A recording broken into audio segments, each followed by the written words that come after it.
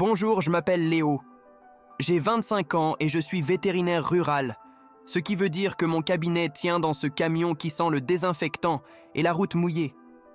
Je n'aurais jamais cru que le bruit d'une rivière en crue m'apprendrait ce que signifie vraiment rester, s'enraciner quelque part. Mais laissez-moi commencer par le début, par cette route sinueuse de Dordogne qui s'enfonçait dans une vallée où le réseau téléphonique disparaissait kilomètre après kilomètre, me laissant seul avec le bruit des pneus sur le gravier. La pluie fine avait commencé, collant les feuilles mortes au pare-brise. Le camion cahotait sur le chemin de terre. D'un côté, des collines boisées, de l'autre, la Dronne, une rivière paisible qui coulait, ignorant encore la colère qui montait en elle. Je tenais le volant un peu trop fort, mes jointures blanches. Le GPS de mon téléphone était devenu un écran noir inutile. Je me fiais à mes notes griffonnées sur un carnet posé sur le siège passager, le papier déjà un peu humide. J'avais reçu son appel 2 heures plus tôt. Une voix calme, mais avec une tension sous-jacente qui ne trompe pas. Une jument percheronne, tempête, sur le point de mettre bas, et quelque chose n'allait pas.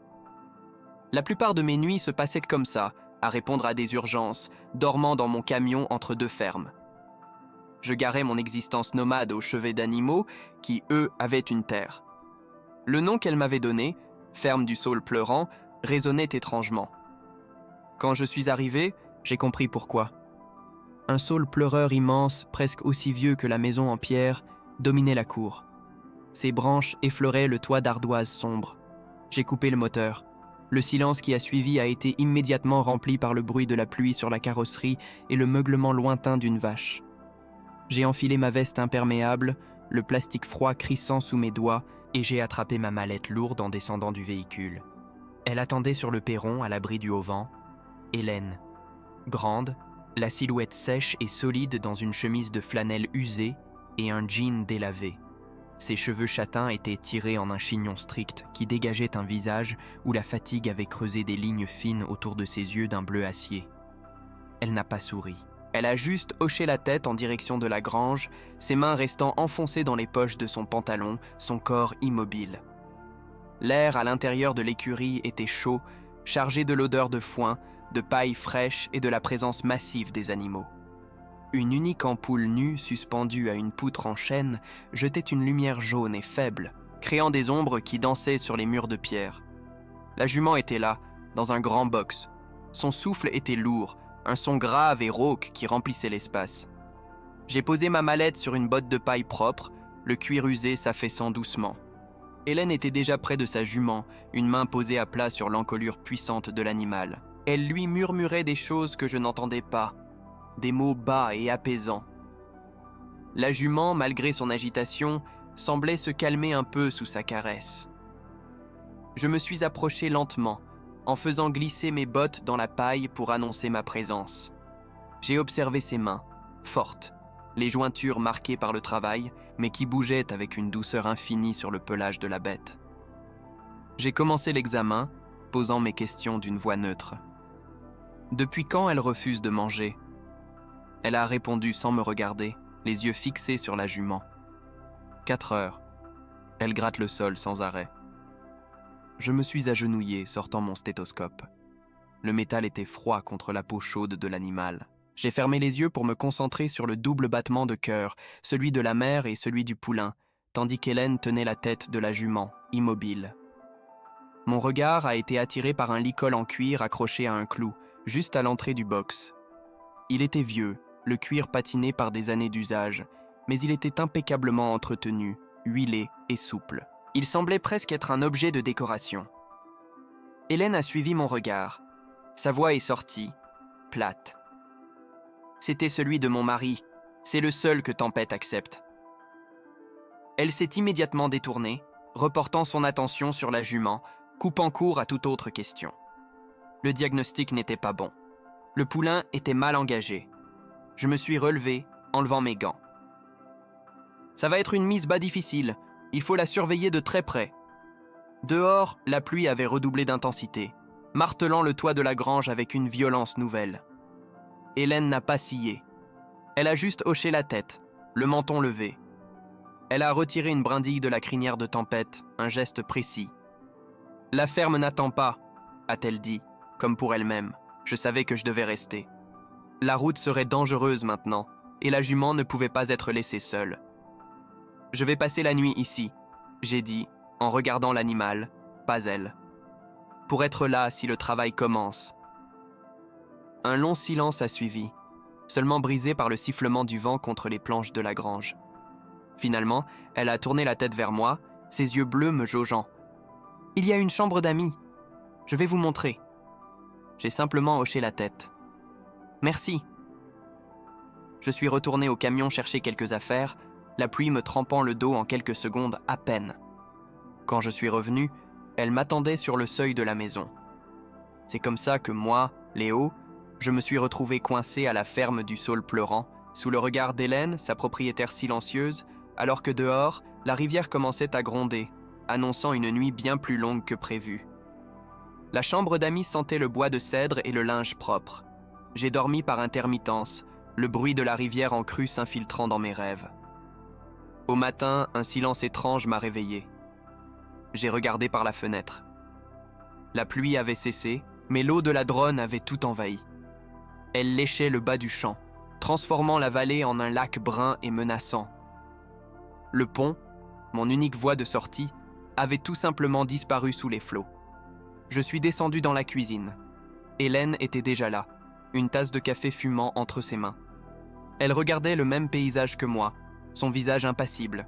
Elle n'a pas paru surprise. Elle a simplement tourné la tête vers moi, ses yeux bleus scrutant mon visage. Le pont ne tiendra pas, je le savais. On est coincé pour quelques jours. Elle a désigné la cafetière sur le comptoir d'un mouvement de tête. Son calme était plus impressionnant que n'importe quelle panique. Nous avons pris le petit déjeuner en silence, le cliquetis de nos cuillères contre la faïence épaisse des bols étant le seul son. Dehors, le monde était devenu aquatique. Elle a beurré une tranche de pain de campagne avec des gestes lents et précis, sans jamais en perdre une miette. J'ai fini mon café, qui avait un goût amer de chicorée, et j'ai rincé ma tasse dans l'évier en pierre. Son regard était fixé sur la ligne d'eau qui montait, calculant déjà les prochaines étapes. « Il faut monter les veaux sur la colline nord », a-t-elle finalement dit, se levant. « C'est le seul endroit qui restera au sec. » Je n'ai pas discuté. J'ai enfilé mes bottes qui étaient encore humides de la veille et je l'ai suivie dehors. L'air était lourd, saturé d'humidité et de l'odeur de la terre détrempée. Elle marchait d'un pas sûr dans la boue, contournant les flaques avec une connaissance intime de chaque centimètre de son terrain. Nous avons passé la matinée à guider le petit troupeau. Elle ne criait jamais sur les bêtes. Elle leur parlait d'une voix basse, presque un murmure, posant une main sur leur flanc pour les diriger. Je tenais la barrière ouverte, le bois glissant sous mes doigts, et je l'observais. Elle se déplaçait avec une économie de mouvement, chaque geste ayant un but précis. Il n'y avait rien de superflu en elle. J'ai senti la fatigue dans mes bras, mais elle ne montrait aucun signe de faiblesse. Après avoir mis les veaux en sécurité, nous sommes retournés à l'écurie pour vérifier l'état de tempête. La jument était plus calme. Hélène lui a donné du foin frais, passant ses doigts dans sa crinière. Mon regard s'est de nouveau posé sur le vieux licol en cuir accroché au mur. Je me suis approché et j'ai effleuré le cuir usé du bout des doigts. Il était encore souple malgré son âge. « Il a dû voir bien des saisons », j'ai dit, sans vraiment attendre de réponse. Elle a eu un bref mouvement de recul, presque imperceptible, avant de se reprendre. C'est mon père qui l'a fabriqué, pour son premier cheval. Elle a caressé le nez de la jument, évitant mon regard. La confidence était tombée dans le silence de l'écurie, entre le bruit de la paille et la respiration de l'animal. Elle s'est ensuite affairée à nettoyer l'abreuvoir, le bruit de l'eau couvrant le silence qui s'était installé entre nous. J'ai pris une fourche et j'ai commencé à refaire la litière. Les jours suivants se sont installés dans une routine dictée par la crue. Le matin, nous vérifions le niveau de l'eau. Puis, nous nous occupions des animaux. Les après-midi, je réparais ce que je pouvais, une charnière de portail, le moteur d'une pompe à eau. J'ai trouvé une vieille caisse à outils dans la grange. La graisse noire collant à mes mains. Hélène, elle, passait des heures à brosser ses chevaux, un rituel qui semblait la calmer. Les soirées étaient les plus longues. Nous mangions dans la cuisine, la lumière de la lampe à pétrole jetant des ombres dansantes sur ses traits fatigués. Nos conversations restaient simples, ancrées dans le présent. Le temps qu'il ferait demain, la quantité de foin restante, l'état de la jument. Je me suis surpris à écouter le rythme de sa respiration pendant qu'elle épluchait des légumes, le couteau se déplaçant avec une régularité hypnotique sur la planche à découper.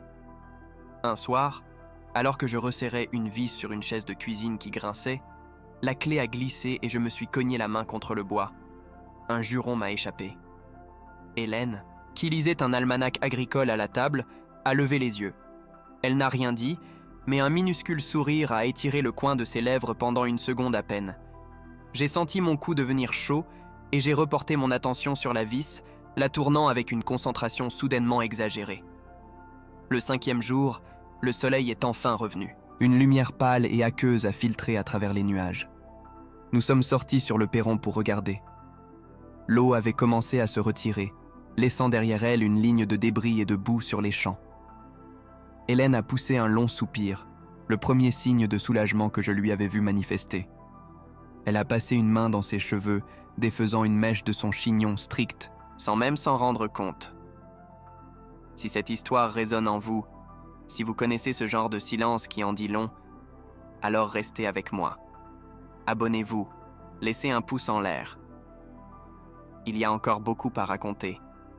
Parce que c'est là, sous ce premier soleil timide, que les choses ont vraiment commencé à changer entre nous. Plus tard dans l'après-midi, je la regardais essayer de dégager un tronc d'arbre qui bloquait l'accès au potager. Elle s'acharnait, tirant sur une corde, ses bottes glissant dans la boue. Je me suis approché sans un mot, j'ai saisi l'autre bout de la corde et j'ai tiré avec elle. Nos efforts se sont synchronisés. Nos mains étaient en projettes sur la corde rêche.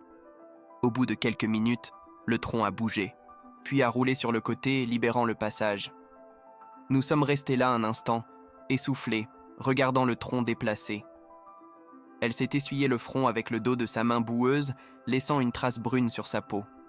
Puis elle m'a regardé, et pour la première fois, ses yeux bleus ne me jaugeaient pas, ne me mesuraient pas. Elle a ri. Un vrai rire, clair et franc, qui a semblé surprendre l'air immobile de la vallée. J'ai senti mes propres lèvres s'étirer en un sourire. Je suis resté figé, la corde encore dans mes mains. Le son de son rire a semblé effacer la fatigue et la tension des derniers jours. Il a rempli l'espace vide entre nous, un espace que je n'avais même pas réalisé être si grand. Elle a secoué la tête, comme si elle se moquait d'elle-même, et a commencé à marcher vers la maison. Je suis resté là, à regarder ses empreintes dans la boue, le bruit de son rire résonnant encore à mes oreilles. Cela faisait maintenant près de 2 semaines que j'étais coincé à la ferme du Saule pleurant. Notre routine était faite de travail partagé et de silence confortable. Le vieux licol de son mari pendait toujours à sa place dans l'écurie, un rappel silencieux du passé. Mais ce jour-là, dans la boue, le son de son rire avait agi comme une pierre jetée dans une eau calme. Et les ondes de ce simple son n'avaient pas encore fini de se propager. Le rire d'Hélène dans la boue ce jour-là avait fendu quelque chose en moi. 1 mois s'était écoulé depuis la décrue. Mon camion était toujours garé près de la grange, mais il ne me servait plus que de débarras. Nos journées avaient pris un rythme, une cadence faite de clôtures à réparer et de bétail à nourrir. Je la regardais tendre un fil de fer barbelé, ses mains calleuses se déplaçant avec une précision qui m'était devenue familière, et je me souvenais de ce son clair qui avait tout changé. Chaque matin commençait de la même façon. Je descendais dans la cuisine alors que le soleil n'était encore qu'une promesse pâle derrière les collines. Hélène était déjà là, le dos tourné, à moudre le café dans un vieux moulin en bois. Le craquement des grains était le premier son de la journée. Je m'asseyais à la table et je commençais à nettoyer la boue séchée de mes bottes avec un couteau, attendant en silence qu'elle me tende une tasse fumante, sans un mot. Un soir, alors que nous étions assis sur le perron, elle a passé sa main sur le bois usé de la balustrade. Le soleil couchant peignait les champs d'une couleur orange et violette. « C'est lui qui a construit ce perron », a-t-elle dit, sa voix basse se mêlant au chant des grillons. Elle n'a pas dit son nom. Elle n'en avait pas besoin. Je n'ai pas répondu. J'ai juste continué à gratter une tache de résine sur mon pantalon avec mon ongle. Elle s'est mise à parler plus souvent de lui, par petits fragments. Jamais de grands discours, juste une phrase lancée en plein milieu d'une tâche. Il disait toujours que cette terre avait une mémoire. Et pendant qu'elle parlait, je continuais mon travail, changeant une roue de brouette ou affûtant une lame de faux.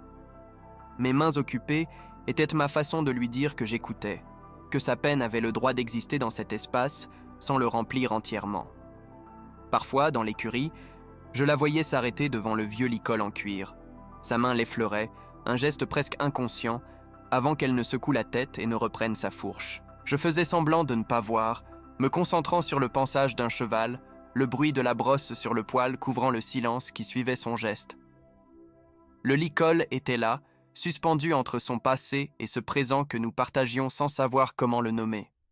Un après-midi, le pick-up de son voisin M. Dubois a ralenti sur le chemin. Il a baissé sa vitre et a longuement regardé la ferme, puis moi. Hélène, qui était en train de vérifier une clôture, s'est redressée d'un coup. Sa main s'est posée sur l'encolure de Tempête qui broutait à côté d'elle. Elle n'a pas détourné le regard avant que le pick-up ne redémarre et ne disparaisse dans un nuage de poussière. J'ai resserré une agrafe avec ma pince, un peu trop fort. La chaleur de l'été s'installait. Nous avons passé une journée entière à monter le foin dans le grenier de la grange. La poussière nous piquait la gorge et la sueur collait nos chemises à notre peau. Dans l'espace étroit, en passant une botte, sa main a effleuré la mienne. Nos doigts se sont attardés l'un contre l'autre une seconde de trop. J'ai senti la texture rêche de ses callosités contre ma peau. J'ai détourné le regard le premier, attrapant une autre botte. Ce soir-là, elle m'a parlé des offres de Dubois. Il veut racheter. Il dit que la ferme est trop lourde pour une femme, pour une veuve. Elle a prononcé le mot « veuve », comme si c'était une maladie. Elle regardait ses terres, son menton levé, ses yeux bleus durs comme de la pierre. J'ai arrêté de nettoyer une bougie de tracteur. Je l'ai simplement regardé se battre en silence contre le monde entier, depuis son perron. Puis la pluie est revenue. Pas une crue, mais un orage violent qui a secoué la vieille maison pendant des jours. Le bruit de la rivière qui gonflait de nouveau a ravivé une tension que nous pensions disparue. La troisième nuit de tempête, nous étions dans la cuisine. Le vent hurlait dehors, faisant gémir les poutres du toit. Je remuais machinalement du sucre dans une tisane que je n'avais pas envie de boire, juste pour le bruit de la cuillère contre la tasse. Soudain, les lumières ont clignoté avant de s'éteindre complètement, nous plongeant dans une obscurité totale. Seul le bruit de la pluie battante et du vent subsistait. J'ai entendu Hélène se lever de sa chaise. J'ai posé ma tasse avec précaution sur la table, mes doigts cherchant à tâtons la boîte d'allumettes que je savais être sur le rebord de la cheminée. J'ai gratté une allumette et j'ai allumé la vieille lampe à pétrole. La flamme a chassé les ombres, jetant une lueur dorée et tremblante sur son visage. Elle était debout près de la fenêtre, le dos tourné vers moi, regardant la nuit noire et déchaînée. Sa silhouette était tendue, ses bras croisés sur sa poitrine. Puis, sa voix est sortie, si basse que j'ai failli ne pas l'entendre par-dessus le vacarme de l'orage. Je ne veux pas dormir seul. Mon souffle s'est bloqué dans ma poitrine. La cuillère dans ma tasse a vibré légèrement quand un coup de tonnerre a fait trembler la maison. Je suis resté immobile, les mains posées à plat sur la table en bois. Le silence dans la pièce était plus assourdissant que la tempête dehors. J'attendais, ne sachant pas quoi dire, quoi faire. La mèche de la lampe a crépité, projetant son ombre mouvante sur le mur de pierre derrière elle. Elle s'est tournée à moitié vers moi, son visage sculpté par la lumière et l'ombre. Ce n'est pas l'orage. Sa voix était rauque. C'est juste que... Ça fait 2 ans. Vous êtes la première personne ici en qui j'ai l'impression de pouvoir avoir confiance. Chaque mot semblait lui coûter un effort immense. Elle a détourné la tête, reportant son attention sur la fenêtre comme si elle ne supportait pas mon regard. Je n'ai pas bougé. Je n'ai pas cherché à la réconforter avec des mots vides. J'ai simplement pris ma tasse, qui était maintenant froide, et je me suis dirigé vers la porte du salon. Je me suis arrêté sur le seuil. « Je prendrai le canapé dans le salon », ai-je dit, ma voix plus stable que je ne le pensais. « La porte restera ouverte. » C'était la seule promesse que je pouvais faire, une promesse de présence. Le lendemain matin, la tempête était passée. Un soleil timide perçait à travers les nuages. Quand je suis entré dans la cuisine, elle m'a tendu une tasse de café, comme d'habitude. Mais son regard a croisé le mien une seconde de plus que nécessaire. Rien n'avait été dit, mais tout avait changé. J'ai pris une vieille sangle en cuir et j'ai commencé à la réparer, le mouvement répétitif de l'aiguille à travers le cuir me calmant les nerfs. Les jours suivants, nous avons commencé à veiller tempête de plus en plus près. La mise bas était imminente. Nous passions des heures dans l'écurie, souvent sans parler, juste à écouter la respiration lourde de la jument. Une fois, alors qu'elle posait sa main sur le flanc bombé de l'animal, j'ai posé la mienne juste à côté. Nos épaules se sont frôlées. Elle n'a pas bougé. Nous sommes restés comme ça un long moment. Elle a commencé à me parler du poulain à naître, des projets qu'ils avaient, elle et son mari, de la lignée de percherons qu'ils voulaient préserver. Elle ne parlait plus seulement du passé, mais d'un futur fragile qu'elle osait à peine imaginer. Je me suis retrouvé à renforcer les planches du box, à vérifier chaque détail, comme si la naissance de ce poulain était aussi devenue ma propre promesse. Un après-midi, elle est allée décrocher le vieux licol du mur. Elle l'a tenu dans ses mains un instant, le cuir sombre et patiné reposant dans ses paumes. Puis elle s'est tournée vers moi et me l'a tendu. « Il faudra celui-ci », a-t-elle dit simplement. C'est le seul qu'elle connaît. J'ai pris le licol. Il était lourd. Lourd du poids du passé, mais aussi d'une confiance qu'elle me transférait. Cela faisait maintenant près de 3 mois que j'étais là. L'été était à son apogée. Un soir, nous étions assis sur le perron, à regarder le ciel se teinter de rose. Une quiétude s'était installée entre nous, profonde et solide. Je la regardais scruter l'horizon, une habitude qui était devenue aussi familière que le grincement de la chaise à bascule. Je n'étais plus le vétérinaire de passage, j'étais juste là. Le vent s'est levé soudainement, faisant frissonner les feuilles du grand saule pleureur. Le ciel à l'ouest s'assombrissait, prenant une couleur violette inquiétante. Hélène a posé sa tasse vide sur la balustrade, le son sec du contact du métal sur le bois brisant le silence. Son regard a glissé vers l'écurie, puis est revenu vers moi. Au même instant, un hennissement bref et puissant de tempête a déchiré l'air. Nous nous sommes levés d'un même mouvement. La vraie tempête arrivait. Nous nous sommes précipités vers l'écurie sous une pluie battante, le vent nous fouettant le visage. Le sol était une boue glissante qui aspirait nos bottes à chaque pas. Je tenais une lanterne à pétrole dont la flamme dansait frénétiquement, projetant nos ombres déformées sur le mur de pierre de la grange. Le hennissement de tempête, plus un cri de douleur qu'un appel, nous a guidés dans l'obscurité. Hélène a poussé la lourde porte en bois, qui a grincé sur ses gonds. À l'intérieur, l'air était saturé de l'odeur de la peur et de la paille humide. Tempête était couché sur le flanc, son corps massif secoué de spasmes. Son souffle était un bruit rauque et puissant. L'eau de la crue léchait déjà le seuil de la porte, un miroir sombre et menaçant qui reflétait la lumière vacillante de ma lanterne. J'ai posé ma mallette sur une botte de foin sèche, le bruit sourd du cuir se perdant dans le vacarme de la tempête qui faisait rage dehors. J'ai retroussé mes manches, mes gestes devenant précis, presque automatiques. « Des serviettes propres et de l'eau chaude », ai-je dit, sans la regarder. Elle était déjà en mouvement, ses pas rapides mais sûrs dans la paille. Elle est revenue avec une pile de vieux draps et un seau fumant. Ses mains, habituellement si stables, tremblaient légèrement lorsqu'elle a posé le seau près de moi. Je me suis agenouillé près de la jument, commençant l'examen, ma voix basse pour ne pas l'alarmer davantage. Les heures suivantes se sont confondues en un effort continu. La tempête hurlait, secouant la structure de la grange jusqu'à ses fondations. Chaque coup de tonnerre semblait coïncider avec une nouvelle contraction de la jument. Je travaillais, la sueur coulant dans mes yeux, mes muscles endoloris. Hélène était à mes côtés, tenant la tête de tempête, lui parlant sans cesse, sa voix un murmure constant et apaisant contre la fureur des éléments. Elle n'a montré aucun signe de fatigue. À un moment, la tête du poulain est apparue, mais il était coincé. La jument a poussé un cri déchirant et a cessé de lutter, épuisé. Un silence terrible est tombé dans l'écurie, seulement brisé par la pluie. J'ai levé les yeux vers Hélène. Son visage était blême sous la lumière de la lanterne, ses lèvres serrées en une ligne fine. J'ai vu une lueur de panique dans ses yeux bleus avant qu'elle ne la maîtrise. Elle a secoué la tête, comme pour se dire non à elle-même, et a redoublé de douceur avec la jument. C'est alors qu'elle a vu le vieux licol accroché au mur. Elle s'est levée, l'a décroché et l'a serré dans ses mains comme un chapelet. Ses jointures étaient blanches.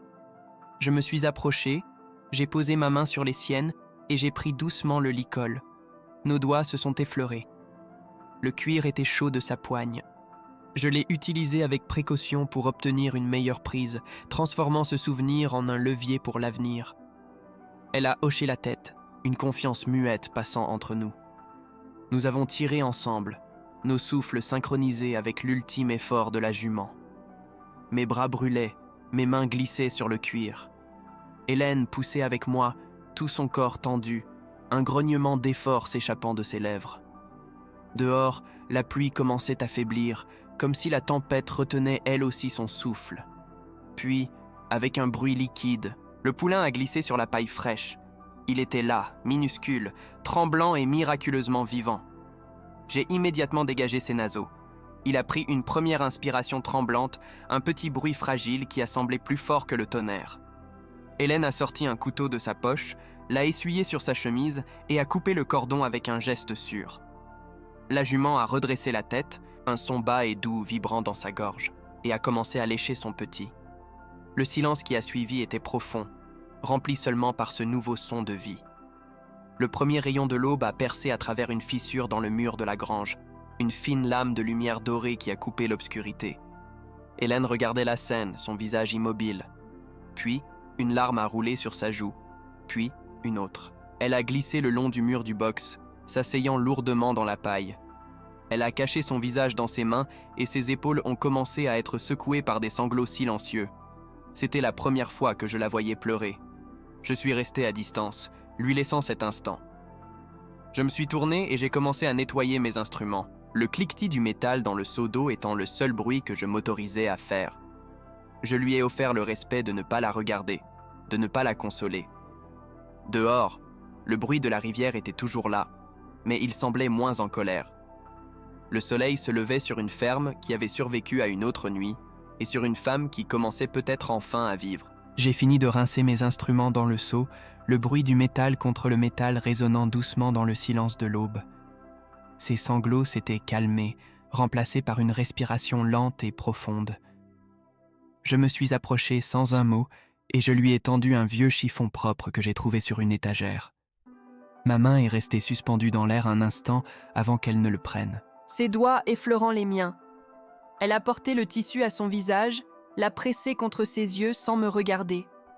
Son attention était entièrement tournée vers le petit poulain qui, sur ses longues pattes tremblantes, tentait de se mettre debout pour la première fois. Il est retombé lourdement dans la paille, a poussé un petit hennissement et a recommencé. Elle a esquissé un mouvement, Comme pour l'aider, mais a retenu sa main, le laissant trouver son propre équilibre dans ce nouveau monde. Le bruit lointain d'un moteur a brisé la quiétude. Il s'est rapproché, régulier, inhabituel. Je me suis dirigé vers la grande porte ouverte de la grange. Au loin, fendant l'eau brune qui recouvrait encore les champs les plus bas, une petite barque à moteur avançait vers nous. J'ai reconnu la silhouette massive de Dubois, son voisin. Il n'était pas seul. 2 autres hommes de la vallée étaient avec lui. Ils venaient en la chercher. Hélène s'est raidie derrière moi. Je l'ai entendue se relever, le bruissement de la paille annonçant son mouvement. Elle a lissé son jean couvert de boue et de paille, a passé une main dans ses cheveux pour rattacher une mèche rebelle. Quand elle est venue se poster à côté de moi sur le seuil, son visage était redevenu un masque impénétrable. Seule la rougeur de ses yeux trahissait la tempête qui venait de la traverser.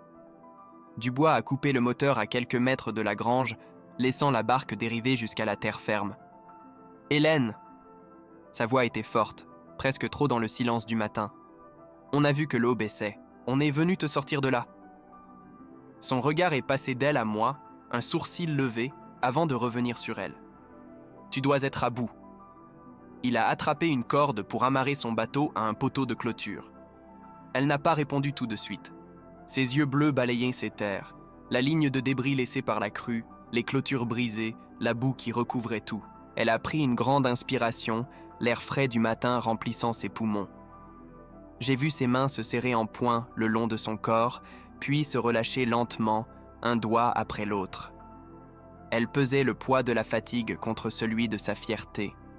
« Allez, monte, on t'emmène au village, tu pourras prendre une douche chaude, te reposer », a insisté Dubois en lui tendant la main. « Laisse tout ça pour l'instant, la ferme peut attendre. » Cette phrase, je le savais, était la pire chose qu'il pouvait lui dire. J'ai senti la tension monter en elle, Un frémissement presque imperceptible.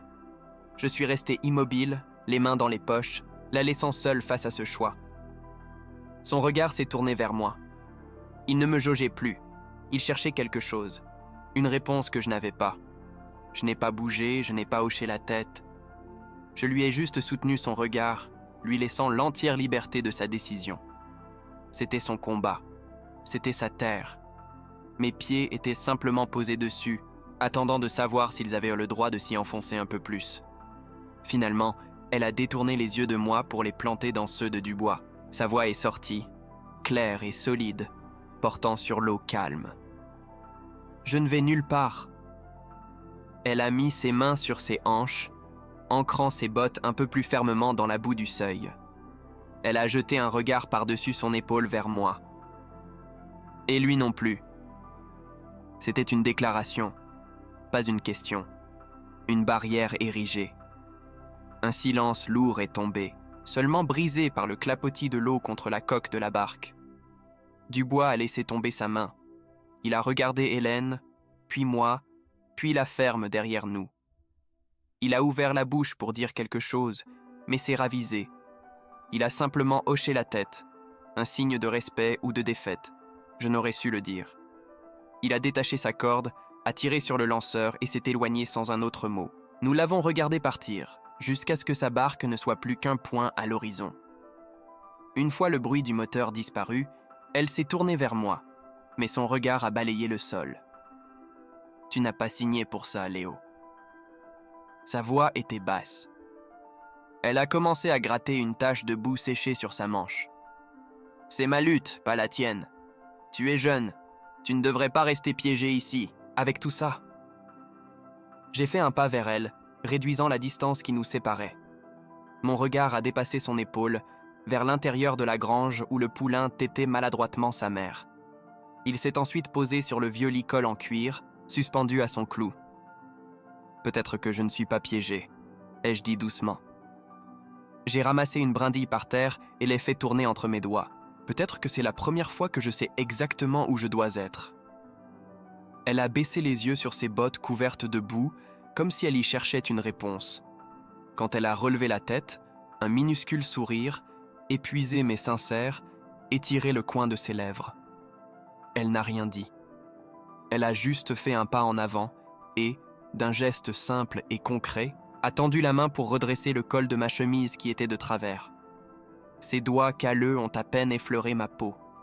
Et c'est comme ça que la décision a été prise, sans plus de mots, dans le silence de ce matin boueux. Nous étions deux. Deux à rester.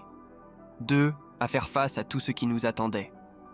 Les semaines qui ont suivi, nous avons commencé à reconstruire, à réparer ce que la rivière avait emporté. Nous le faisions ensemble, une clôture à la fois, une journée à la fois. Le travail était notre nouvelle conversation. L'automne a posé ses couleurs sur la vallée.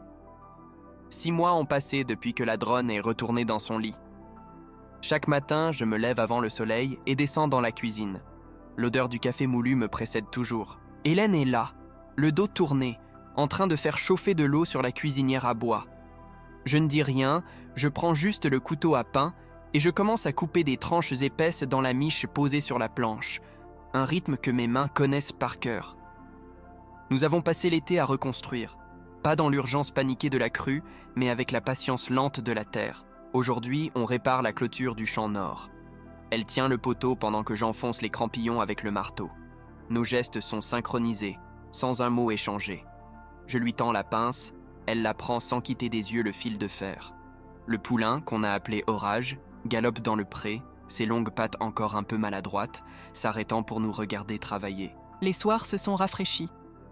On s'assoit sur le perron, elle dans le fauteuil à bascule qui grince toujours au même endroit, moi sur les marches. La fatigue de la journée pèse sur nos épaules. Je nettoie une pièce de harnais avec de l'huile de lin, le chiffon glissant sur le cuir usé. Elle regarde l'horizon, mais son regard n'est plus le même. Il ne cherche plus la menace du mauvais temps. Il se contente d'observer les couleurs du ciel qui s'éteignent doucement derrière les collines. Un soir, alors que la lune était pleine et jetait une lumière blanche sur la cour, elle est rentrée dans la maison. Elle est revenue avec une enveloppe jaunie par le temps. Elle me l'a tendue, sans un mot, Puis elle est allée s'accouder à la balustrade, me tournant le dos. J'ai déplié la lettre. L'encre était un peu passée. Je n'ai pas lu les mots à voix haute, je les ai laissés s'imprimer en moi, le vœu d'un homme pour que cette ferme soit aimée après lui. J'ai replié le papier avec soin, suivant les plis d'origine. Mes doigts ont lissé la surface usée. J'ai levé les yeux vers elle. Elle était toujours là, immobile, une silhouette sombre découpée sur le paysage argenté. Elle n'a pas bougé. Je n'ai rien dit. J'ai glissé la lettre dans la poche de ma chemise, contre ma poitrine, le papier fin et fragile comme une promesse que je n'avais pas faite, mais que j'avais l'intention de tenir malgré tout. Le lendemain, dans l'écurie, elle a décroché le vieux licol en cuir du clou. Je pensais qu'elle allait le ranger, le mettre de côté. Mais elle l'a emporté à la maison. Je l'ai suivi du regard. Elle l'a accroché à une patère en bois dans l'entrée, juste à côté de son manteau de travail.